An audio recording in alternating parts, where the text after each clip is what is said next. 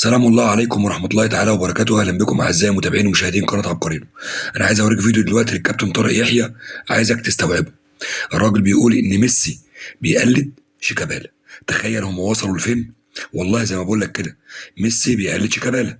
تعال نشوف الفيديو دوت، بس قبل ما نشوفه ادعم القناة واشترك فيها وفعل زر الجرس على الكل وشير الفيديو.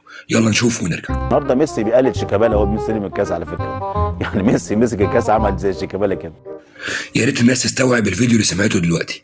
بيقول لك ميسي بيقلد شيكابالا، مسك الكاس وعمل بيه كده. ما انت عايزه يمسك الكاس ازاي يا كابتن؟ قول لي بس، يعني ينطقه برجليه ولا يحطه على دماغه؟ ما احنا عايزين نفهم، الكاس بيتمسك بالايد ولا بيتمسك بالبق؟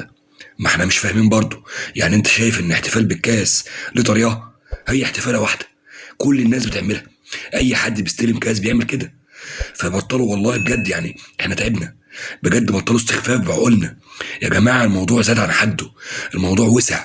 انتوا مصدقين نفسكم؟ يعني جمهوركم مصدقكم بجد؟